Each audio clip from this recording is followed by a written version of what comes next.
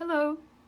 This is an overview of my 18th century and really 19th century linens class, weaving class. And this particular edition of this summary is for my 18 students in the Florida Tropical Weavers Guild class, because that conference was canceled due to the pandemic, and I wanted to give those students at least some of the content of that class. So I want to start by mentioning the sources for the drafts, and I'm just going to go through these quickly.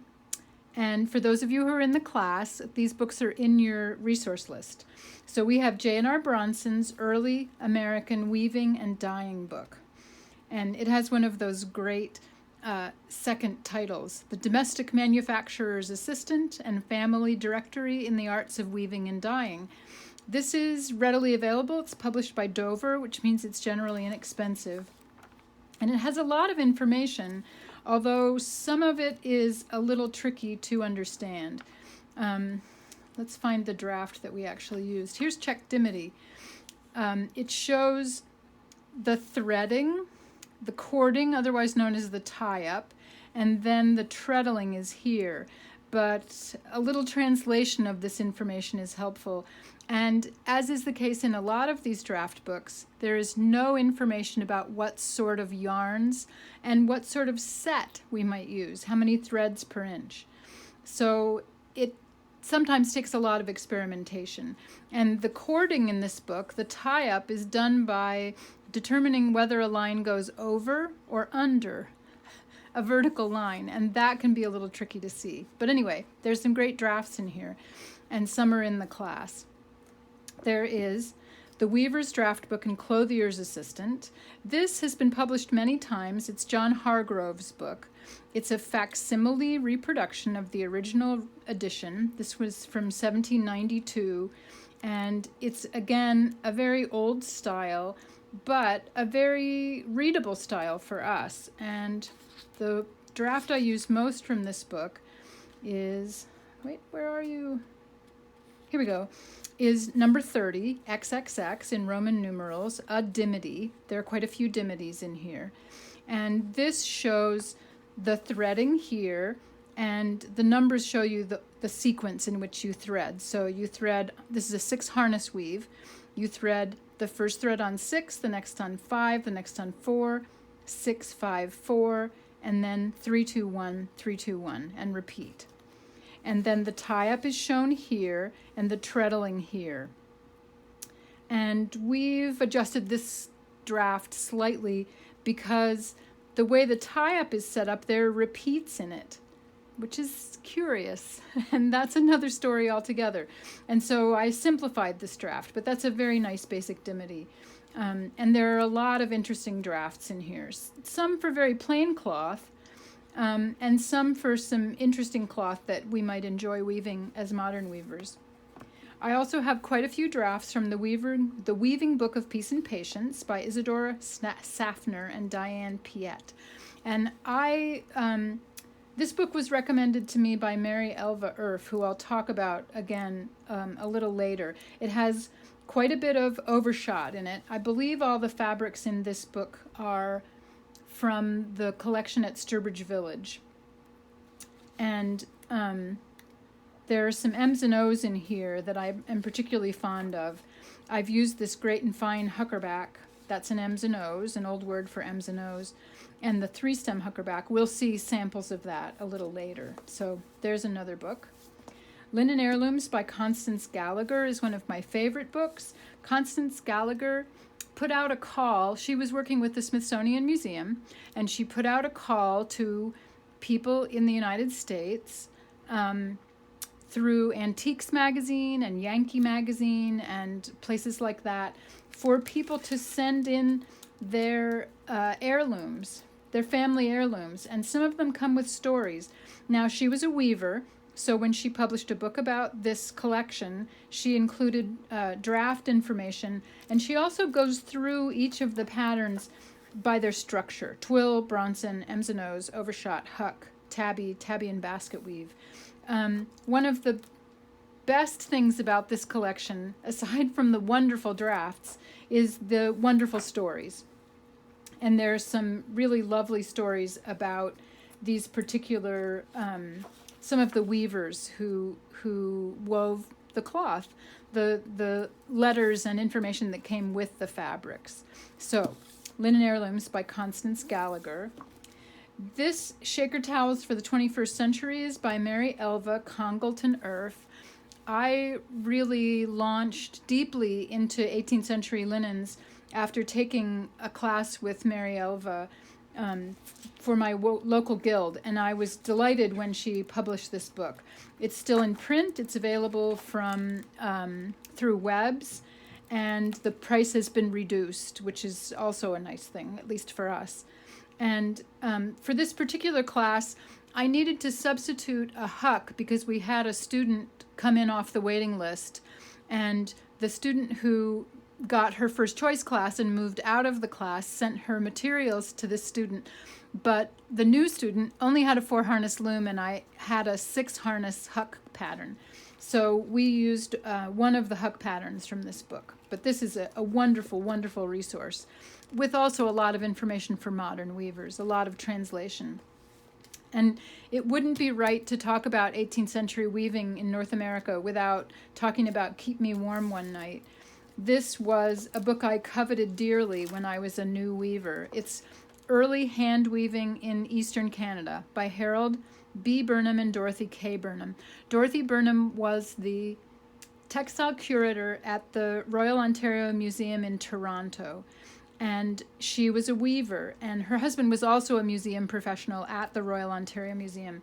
And this book has a wealth of information, a lot of history, pictures of tools, and as with linen heirlooms, but I think at an earlier date, a call was sent out to people in Canada to send in their hand-woven articles, some for donation and some were just on loan, and all kinds of things came. And because Dorothy Burnham was a weaver, she includes threading drafts, tie-ups, a lot of information that a modern weaver could use to weave these many, many beautiful things.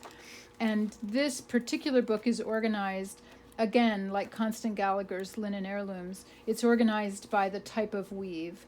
Well, we start with costumes, carpets, blankets, and linens, an introduction to coverlets, but then she looks at 2-shaft coverlets, overshaft, summer and winter, multiple shaft, twill diaper coverlets, double cloth, jacquard. Even if you only have 4 harnesses, there's so much information and so much you can take use of in here. So that's a wonderful book. It's been out of print for a long time, but you can generally find it between $100 and $150 secondhand, and it's really, really worth saving your pennies for. Most of these should be available either as new books or secondhand. So the next thing I want to do is look at each of our drafts and talk a little bit about what it was we had planned to weave in our class. And I'm going to start with the bronsons. This first draft that we're looking at is a 4 harness bronson. It comes from More Linen Heirlooms. Constance Gallagher had more drafts than she could fit in her original book. And so with the Weavers Guild of Greater Boston, she published a small monograph called More Linen Heirlooms. It has none of the stories, but it has some really wonderful drafts, and that book is available as a used book, but it's the last time I looked, it was a lot less money to lay out than Linen Heirlooms. So bronsons, if you have the draft to look at, every other thread is on the first harness, and that's one of the giveaways for this. It also has a waffle-shaped lace section, interlacement. It has warp floats on the right side and weft floats on the wrong side, and this is a 22 cotton version of that draft, and I have several of these. This is an unwashed, done in 8-2 cotton, and this other sample is a washed piece in 8-2 cotton. And let me get these on the same side so you can see these rather long looking warp floats here, but once they're washed, they become a lot more reasonable. It's a little loosey-goosey in 8.2, but still it would be quite a useful kitchen towel. If you were going to use this for any kind of a garment, I think you'd want to go smaller. And the old towels, the old weavers were used to working with fairly small materials. So this is a really beautiful, dainty fabric, and it's 4 harnesses. So that's our Bronson 4 harness. Next we have a 5 harness Bronson. And one of the wonderful things about this structure is that by adding a 5th harness, a 6th harness, a 7th harness, the possibility for complexity in the patterning becomes just that much more interesting. So what we have here is a block of these lace areas, and then a sort of little checkerboard here in between the square blocks. Now this wasn't woven to square, and I don't make any assumptions about who wove my samples, because some of them I wove and some of them students wove and gave to me. So I can't say if it was me that failed to square this block or if it was a student. And honestly, the look of the overall piece, being square isn't always necessary. It's quite beautiful just the way it is, but it appears quite square in the draft drawdown, and I would attempt to square that, but it's really beautiful. So that's a 5 harness Bronson. I should say one more thing about Bronson. If you have inserted eye heddles and you want to work with fine threads, it's a good idea to use 2 harnesses for that, what would ordinarily be on the first harness, just so you don't need to move as many heddles. And also inserted eye heddles, I think they'll only fit maybe 25 in an inch, but they won't fit anyway. I don't know the exact number, but I had a problem with a loom that came to a workshop once. She had a 5 harness Bronson, and we couldn't get a shed. And we finally figured out it was because those inserted eye heddles couldn't get past each other to move the shed. So we moved half of her first harness threads onto a 6th harness. It happened, she had 8 shafts, and we were good to go. So, Bronson. Dimity. We have 2 Dimities. Let's look at the Hargrove's 30 first. This is from the Hargrove's book.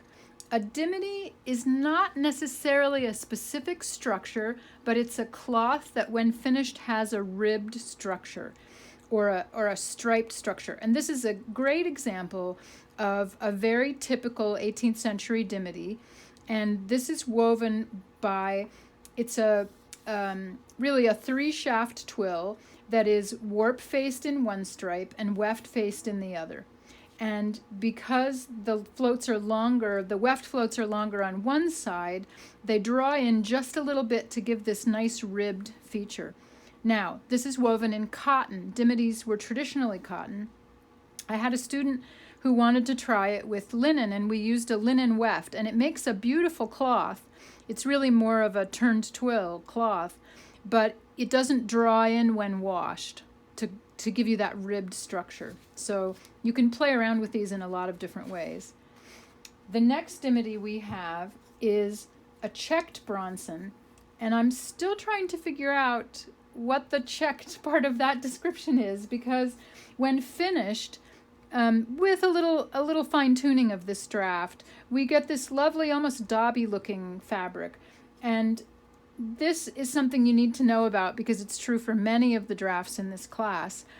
When woven on the loom, you can only see so much about the structure.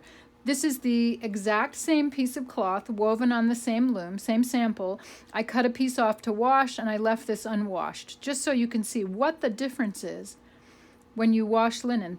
A lot of things happen. And we tried it at one point with a 22 cotton, and I'm not sure this one is perfectly balanced. I think this is before we tweaked with the balancing of the motif. And it's an interesting cloth, but I don't see anything that makes me think it's checked. I tried striping in the fabric to see if that would make a difference. The problem with the old draft is it doesn't give us much information. So that's the checked Bronson. Next we have for a kerchief, which is a really lovely fabric. It would have been used for towels, napery, which is table linens. napkins and tablecloths. I think done really fine, it would make a beautiful blouse fabric or scarf fabric. I love this, but I haven't woven a large scale piece. And the last time we wove it, the shop, it was the Red Scotty Fibers in Arkansas, and she's a Glimocra dealer and wanted to use more 16.2. So we wove it in 16.2, and it's really quite lovely at that scale also. Don't look at that mistake there. So it's interesting to play with the scales of these also. This comes from, oh, it doesn't say on here. Yeah, it does. Joseph Lisi's 1783 draft book.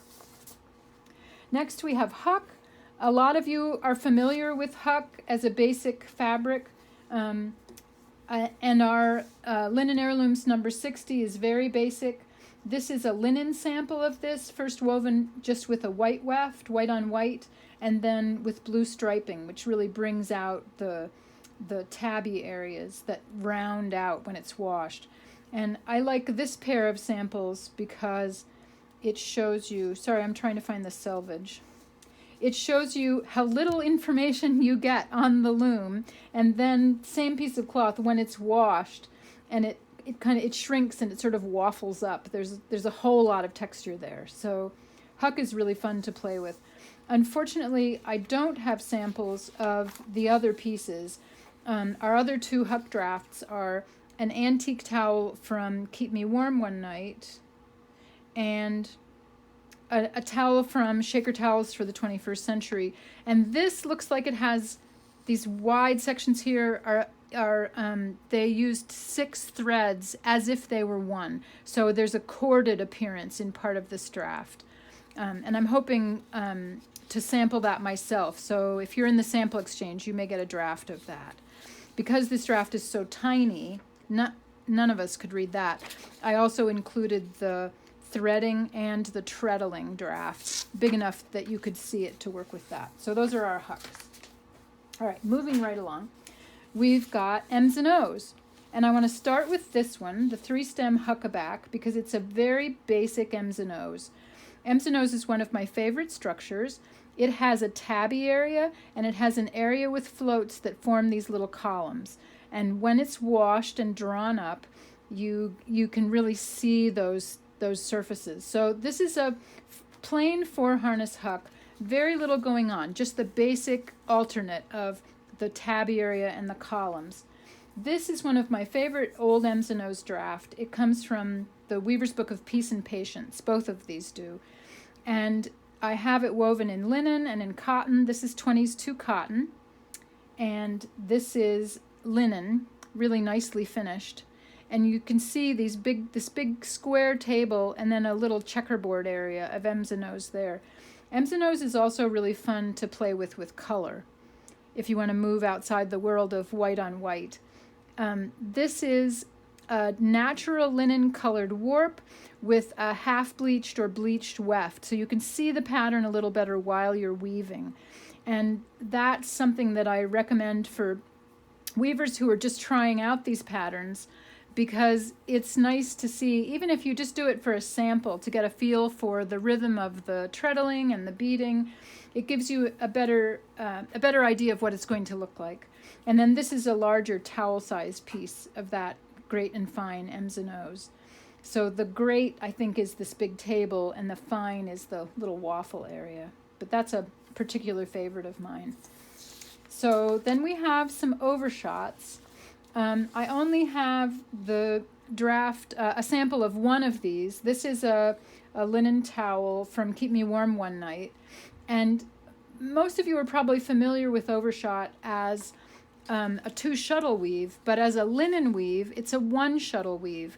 And your fine linen singles, hopefully, if you have a chance to use those, whatever you're using for your weft is both the tabby and the pattern. And in this case, I gave you a single repeat blown up to make it easier to see the threading, the tie-up, the treadling, and then also a drawdown of the full sample so that you could see as you were weaving it what it ought to look like. So that's our AS the original towel was made by Anna Scribner Sanborn, and she stitched her letters, her initials in the corner. So the one that I do have a sample of is from More Linen Heirlooms, and this is our single unit repeat and put together, multiplied. This is what the whole sample looks like. And I have 2 pieces of this, and they're finished slightly differently. They're also probably slightly different linens. So this has, you can see as you move it in the light, how the floats appear to make the pattern. And Overshot just has weft floats and a tabby background. And I'm pretty sure a student wove this for me, and it's beautifully finished, but we can't see the, there we go. I just had to get the right angle. So there you can see the patterning. It's a lovely, subtle weave. And the way I think about Overshot as a table linen is how beautiful it would look as a tablecloth, and the surface would be particularly evident when someone walked into a room and saw the table laid out. You'd be able to see those floats shining. So that's a lovely structure. Then we have some plain weave towels. This is just a very simple striped plain weave linen. This is 40s 2 with a singles 21. And the original was just striped. And I like to, being a tartan weaver, I like to throw my stripes back across and make a kind of a plaid. So that's that. I unfortunately couldn't find a sample of this German checked towel, although I'm sure I've woven this numerous times. And what's different about it is that it looks to be a plaid when you see it, but if you look closely, it has one color in the warp and one color in the weft. So we've got, well, 2 colors. We've got white and red in our warp, but then the same sequence is woven across in blue and white. And that is a particular feature of traditional German weaving. It's something that you find in the weaving here in the Shenandoah Valley of Virginia, where I live, and other areas where German people lived. And then we move into the twills. So our first twill is a broken twill. This one is from More Linen Heirlooms, and it's number 15, and it was woven first with unbleached linen. I actually think that's half bleached, but then I wove it with colors. And I'll have to move this around and just hope that at some point you can see the shape of that broken twill in there. And that's a pattern a lot of people are familiar with. Now, I don't have a sample of McClure's bird's eye, but I did find some samples of another bird's eye that comes from, I should know the name of this. Yeah, well, I can't think of it right now. This is a different bird's eye that's also in the Hargrove's book. So the McClure's bird's eye is just a little bit more interesting. And this, I think, is a multi-harness bird's eye. And it's a little closer. But anyway, it's a very simple, small patterned weave. And while we're looking at these, let me say that one of the words we run into in linen weaving in the 18th and 19th century is diaper. We think of a diaper as something that you put on a baby. And the word diaper was originally used in weaving to denote not a particular structure, but any small patterned weave. And a bird's eye pattern was used to weave flat diapers, which were then folded and used as baby diapers. And I think the name of the fabric, which with all these floats is nicely absorbent, eventually became the name of the garment that fabric was used for. So this would be considered a diaper weave. I have a point twill here. I have it woven with natural linen, and it's hard to see the surface of that. I just hope that we can get that on camera. Here it is woven white on white and then with a colored weft. And when I teach this class, I always try to have an assortment of colored wefts so people can try that out if they prefer. And sometimes people really love weaving the white on white. So that's our point twill. And then we have 2 square diaper patterns. They're both from Thomas Burton's draft book, Silas Burton. And this is one of them done in a large towel format.